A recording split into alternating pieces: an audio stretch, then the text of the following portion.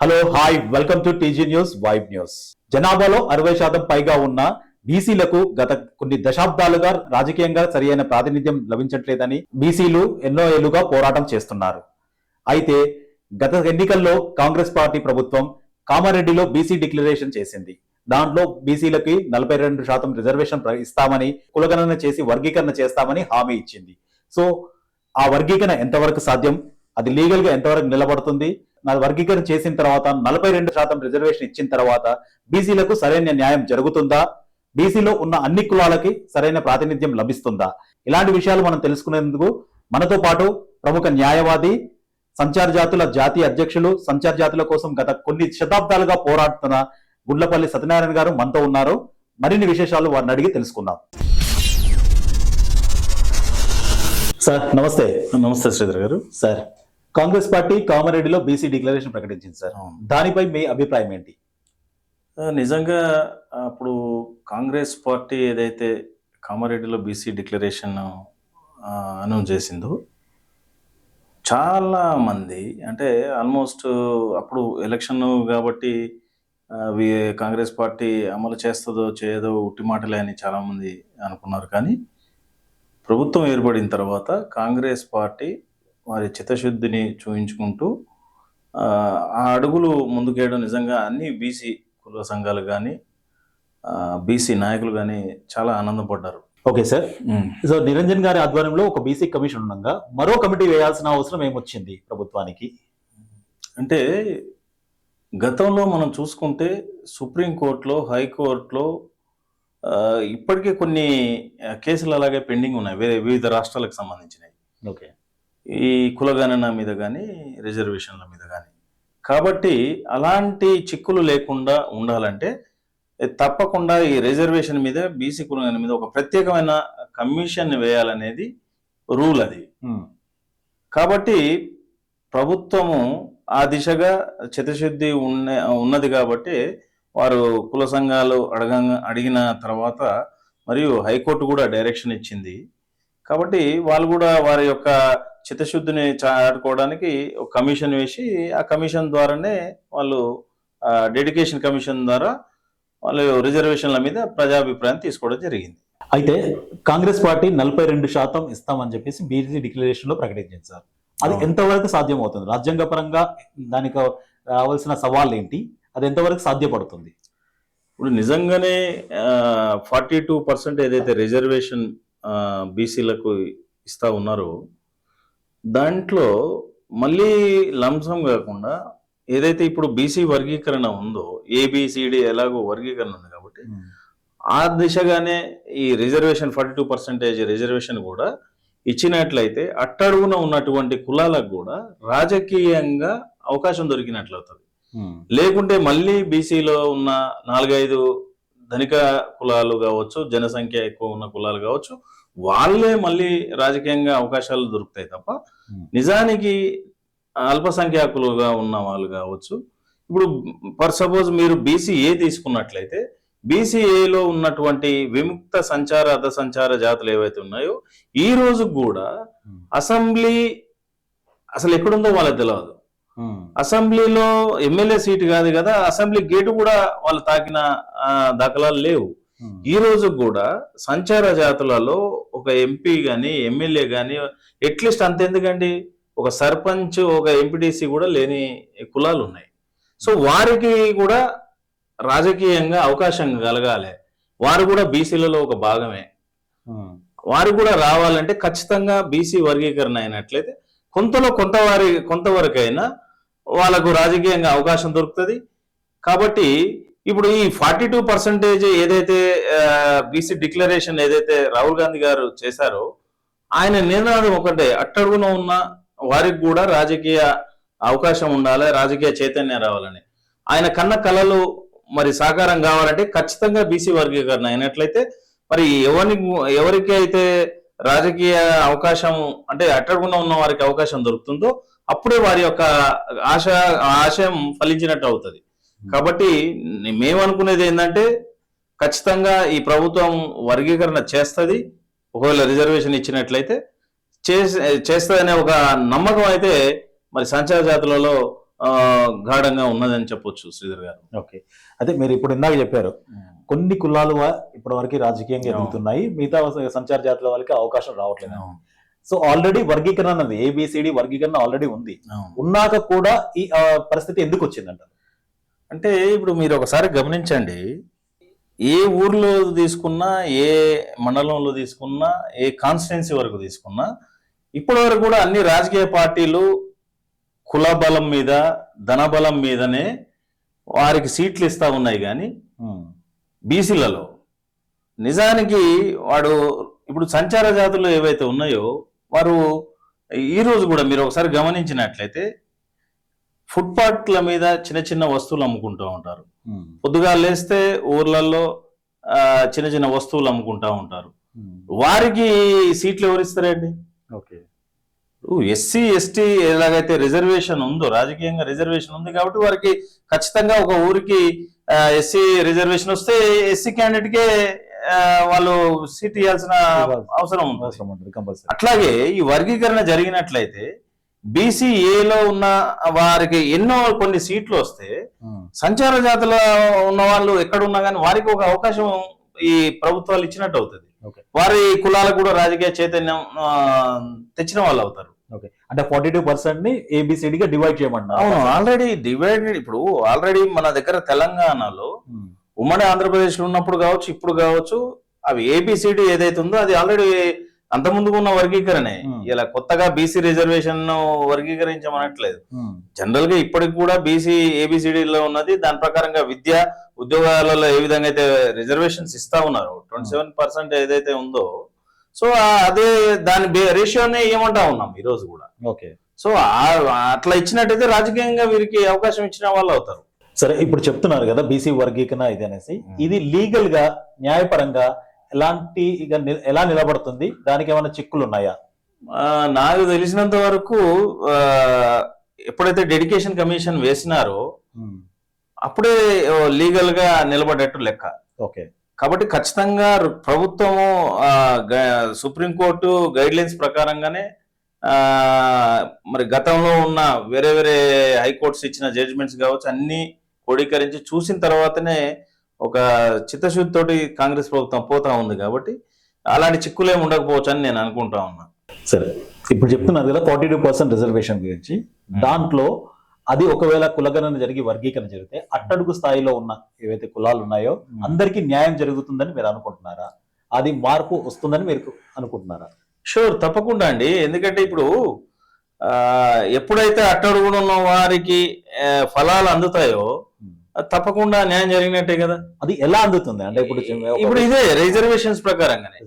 ఒకనాడు రిజర్వేషన్లు లేక ఎస్సీ ఎస్టీ కావచ్చు, బీసీ కావచ్చు, ఒకనాడు రిజర్వేషన్ లేక ఇబ్బందులు పడ్డ దాఖలాలు మనకు గత చరిత్రను మనం చూస్తా ఉన్నాం.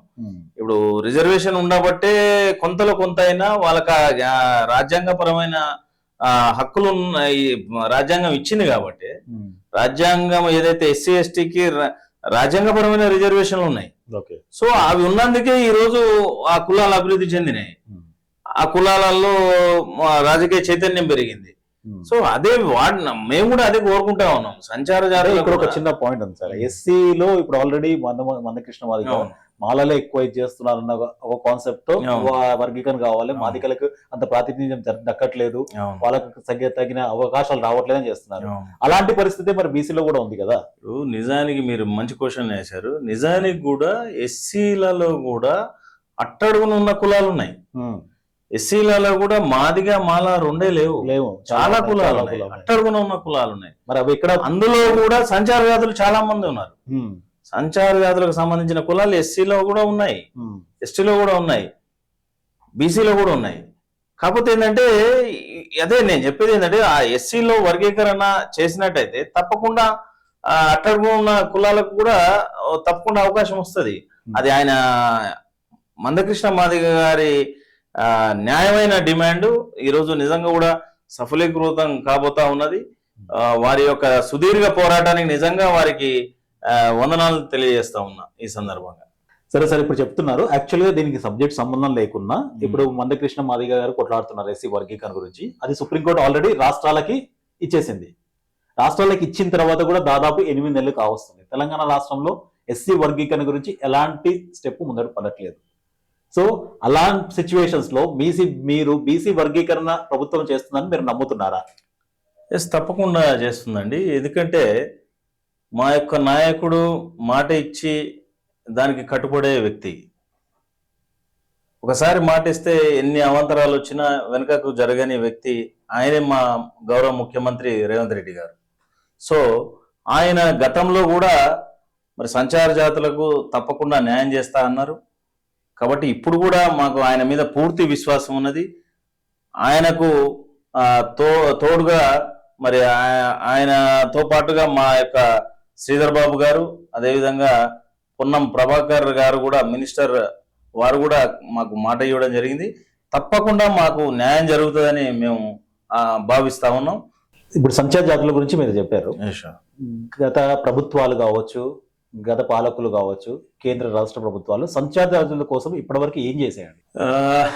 నిజం చెప్పాలంటే కేంద్రము, గతంలో ఉన్న ప్రభుత్వాలు కావచ్చు, కేంద్ర ప్రభుత్వాలు, రాష్ట్ర ప్రభుత్వాలు అసలు సంచార జాతులు ఎవరు అని తెలుసుకోవడానికే కొన్ని దశాబ్దాలు పట్టింది.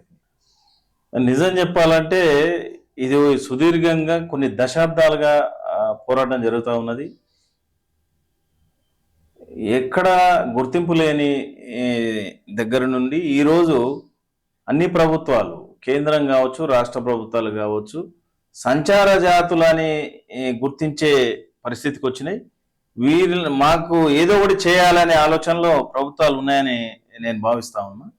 అందులో ముఖ్యంగా ఏంటంటే కేంద్ర ప్రభుత్వాలు కొంత విస్మరించినప్పటికీ కూడా రాష్ట్ర ప్రభుత్వాలు అక్కడ ఉన్న, అంటే బీసీలో ఉన్నారు కాబట్టి బీసీలలో ఉన్న దాంట్లో కొన్ని ఫలాలు సంచార జాతులు అందుకున్నాయి. కానీ రాజకీయంగా ఇప్పటికీ కూడా అట్టడుగునే ఉన్నదని చెప్పక తప్పదు ఈ సందర్భంగా.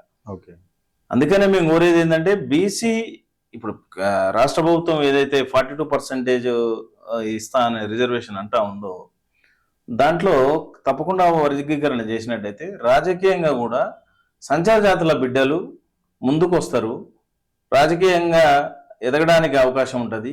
ఇప్పుడు రాహుల్ గాంధీ గారు ఏదైతే 42% రిజర్వేషన్ అని అన్నారో, నిజంగా ఆ ఫలాలు ప్రతి ఒక్కరికి అందాలంటే బీసీ వర్గీకరణ జరిగినట్లయితే బీసీఏలో ఉన్న సంచార జాతులకు రాజకీయంగా అవకాశం వస్తుంది.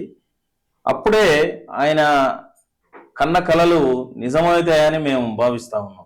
సంచార జాతుల కోసం మీరు పోరాడుతున్నారు కదా, ఇప్పటి వరకు ప్రభుత్వానికి కానీ కేంద్ర రాష్ట్ర ప్రభుత్వాలని ఏమన్నా విన్నవించారా? మీరు వినతి పత్రం సమర్పించారా? వాళ్ళకి ఏమన్నా మీ బాధలు చెప్పుకునే అవకాశం మీకు లభించిందా?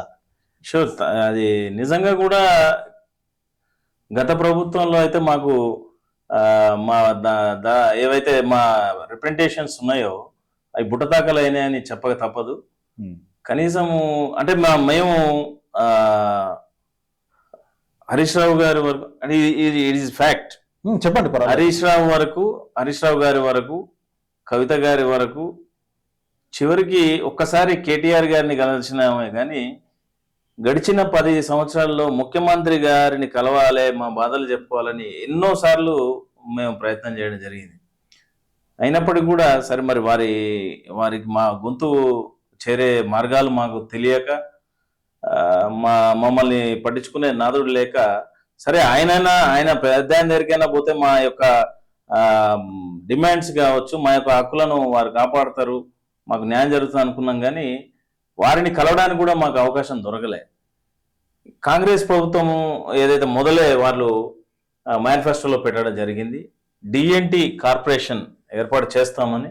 సో ఆ దిశగా మరి ఒక డిఎన్టీ సపరేట్ కార్పొరేషన్ ఏర్పాటు చేసి సంచార జాతుల యొక్క అభ్యున్నతికి, సంచార జాతుల ఆర్థిక ఆలంబనకు, సంచార జాతులకు బాసడగా నిలుస్తామని వారు మేనిఫెస్టోలో పెట్టడం జరిగింది. అదేవిధంగా ఇప్పుడు కూడా అడుగులు పడుతున్నాయని మేము ఆశిస్తా ఉన్నాం. ఆ దిశగా ముఖ్యంగా ఇంకోటి ఏంటంటే మీరు అన్నట్టుగా బీసీ వర్గీకరణలో కూడా మా యొక్క రిప్రజెంటేషన్లు మా నాయకులు, సంచార జాతుల నాయకులు ఏదైతే బీసీ డిక్లరేషన్ అంటే డెడికేషన్ కమిషన్ కు, అదేవిధంగా నిరంజన్ గారి నేతృత్వంలో జరిగిన మీటింగ్స్ కూడా ప్రతి జిల్లాలో ప్రతి దగ్గర మా సంచార జాతులు వారిని కలిసినారు. మా సంచార జాతుల బిడ్డలు వారికి కావాల్సిన రిప్రజెంటేషన్లు ఇవ్వడం జరిగింది. సో అదే కాకుండా ప్రభుత్వం నుంచి కూడా మాకు పిలుపు గత ఆ, పోయిన నెలలో రావడం జరిగింది. సో దాని మీద కూడా మేమేమనుకుంటున్నామంటే తప్పకుండా సంచార జాతులకు న్యాయం జరుగుతుందని మేము భావిస్తా ఉన్నాం. ఇప్పుడు ఒక మాట చెప్పారు, గత ప్రభుత్వంలో కేసీఆర్ ని కలిసే అవకాశం మాకు రాలేదు అనేసి. కేవలం హరీష్ రావు, కవిత, ఒక్కసారి కేటీఆర్ ని కలిసారు. మరి ఈ ప్రభుత్వంలో ముఖ్యమంత్రి రేవంత్ రెడ్డి గారిని ఎప్పుడైనా కలిసారా? కలిసాము. ఆయనకు రిప్రజెంటేషన్లు కూడా ఇవ్వడం జరిగింది. ఆయన ఎలా స్పందించారు? తప్పకుండా గతంలో మీకు మాట ఇచ్చిన ప్రకారంగా మీకు న్యాయం చేస్తామని వారు తెలపడం జరిగింది. ఇప్పుడు కార్పొరేషన్ గురించి మరి DNT corporation already BC corporation ఉంది కదా, ఉన్నాక మళ్ళీ డిఎన్టీ కార్పొరేషన్ మీకు ఏం అవసరం? అంటే మంచి ప్రశ్న అడిగారు. బీసీ కార్పొరేషన్ దాదాపు నాకు తెలిసి 70s 80s లో ఎస్టాబ్లిష్ అయ్యి ఉంటుంది. సో అప్పటి నుంచి కూడా ఇప్పటికి కూడా ఏంటంటే మా సంచార జాతులకు ఒక్క బిడ్డకు కూడా న్యాయం జరగాలి.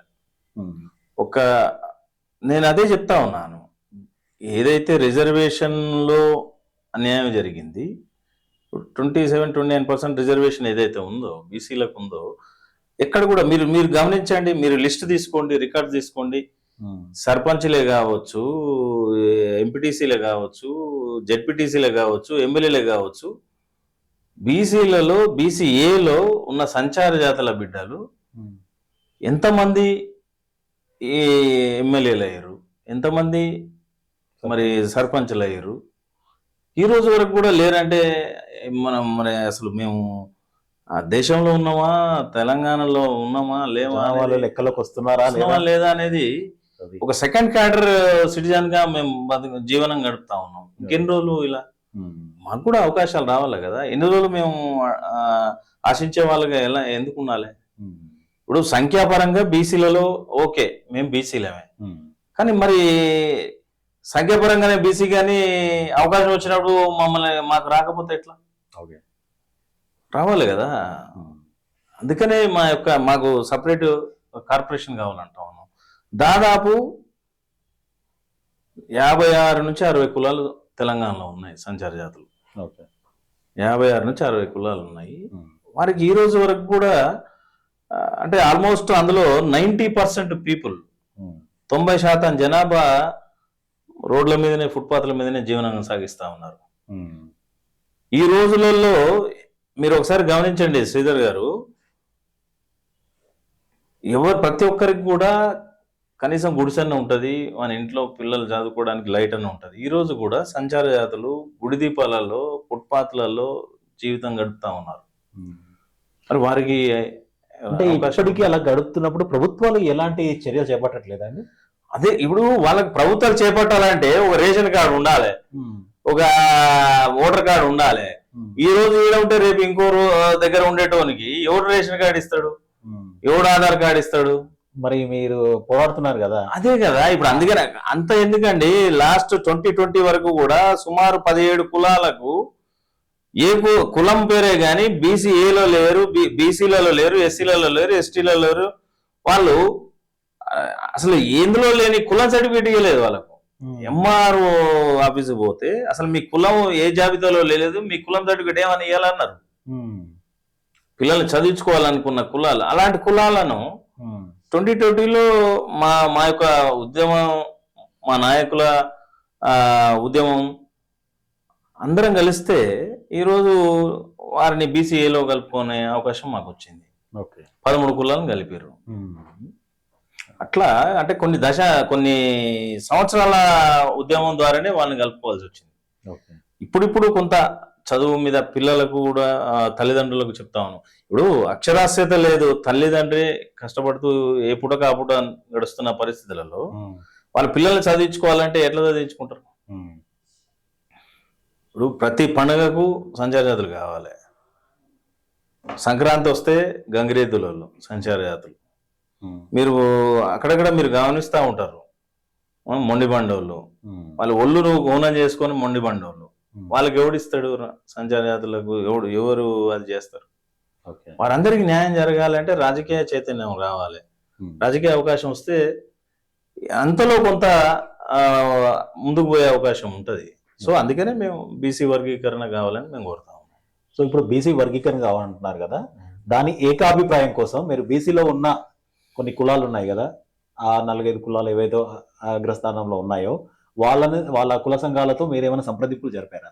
చేసాము, మీటింగ్లు కూడా పెట్టాము. వారి కూడా నాకు తెలిసి ఏమి అంటే దెర్ ఇస్ నో డిఫరెన్సెస్, అంటే మాకు అలాంటి లేదు. కాకపోతే ఏంటంటే ఉమ్మడిగా 42% ఉద్యమిద్దామని వాళ్ళు కోరడం జరిగింది. అదే దిశగా మేము కూడా వారితో పాటు ఉద్యమంలో పాల్గొంటా ఉన్నాము. సో ముఖ్యంగా ఏంటంటే ఫస్ట్ వచ్చిన తర్వాత 42% ఏదైతే వస్తుందో ఆ వచ్చే దాంట్లో ఎవరి వర్గీకరణ ప్రకారంగా రిజర్వేషన్స్ ఎవరికి ఎంత ఏబిసిడీలు ఉన్నాయి కదా, ఆ ఏబిసిడీలకు ఏదైతే రేషియో ఉందో ఆ రేషియో ప్రకారంగా ఖచ్చితంగా అందరికీ మరి అవకాశాలు రావాలనేది మా యొక్క వాదన. సో దానికి వాళ్ళు ఏమన్నారు, ఒప్పుకున్నారు? వాళ్ళు సమ్మతించారు. ఫస్ట్ అయితే రిజర్వేషన్ పొందడం మన ప్రధాన కర్తవ్యం, అందరం కలిసి ముందుకు పోదాం అనేది వారి యొక్క అభిప్రాయం. మేము కూడా వారికి సహకరిస్తాం. చివరిగా మీరు ఈ పోరాటం చేస్తున్నారు, సంచార జాతుల తరఫున పోరాటం చేస్తున్నారు, ఒక ప్రముఖ న్యాయవాదిగా ఉన్నారు. సో బీసీ కులగణన మీద బీసీ కుల సంఘాలకు కానీ, మీలో ఉన్న సంచార జాతుల వాళ్ళకి కానీ, ప్రభుత్వానికి కానీ ఏం చెప్పదలుచుకుంటున్నారు? ఎస్ శ్రీధర్ గారు, ఇప్పుడు కులగణన అనేది కొన్ని శతాబ్దాలుగా జరుగుతూ ఉన్నది. ఖచ్చితంగా మరి తెలంగాణలో మొదటిసారి, అంటే వేరే రాష్ట్రాల్లో జరగకుండా భారతదేశంలో మొదటిసారి ఈ డేర్ స్టెప్ తీసుకున్నందుకు మరొకసారి మన గౌరవ ముఖ్యమంత్రి రేవంత్ రెడ్డి గారికి ధన్యవాదాలు తెలియజేస్తాము. కాకపోతే నిజంగా కూడా జరిగి వాస్తవానికి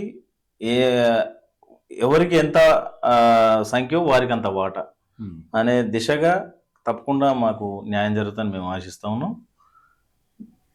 ఈ అవకాశాన్ని ఇది ఇప్పుడు తప్పకపోతే మళ్ళీ ఇంకెప్పుడు లేదనే ఆలోచనతోటే అందరూ పనిచేస్తూ ఉన్నారు. అందరూ కూడా ముందుకు పోతా ఉన్నారు, కుల సంఘాలు, అన్ని కుల సంఘాలు. అదేవిధంగా ప్రభుత్వం కూడా బీసీలకు న్యాయం చేయాలనే ఆలోచనలోనే ఉంది. కాబట్టి తప్పకుండా మరి కాంగ్రెస్ పార్టీ అంటేనే పేదల పార్టీ. ఖచ్చితంగా బీసీలకు, సంచార జాతులకు, అన్ని వర్గాలకు కూడా మరి రేవంత్ రెడ్డి గారి ప్రభుత్వం న్యాయం చేస్తుందని నేను నమ్ముతా ఉన్నా. ఓకే సార్, మీ పోరాటం సఫలీకృతం అవ్వాలని, మీరేదైతే సంచార జాతులకు పోరాడుతున్నారో వారికి కూడా రాజ్యాధికారం దక్కాలని కోరుకుంటున్నాము. మా స్టూడియోకి వచ్చి విశ్లేషణ ఇచ్చినందుకు మీకు ధన్యవాదాలు సార్. థ్యాంక్ యూ శ్రీధర్ గారు.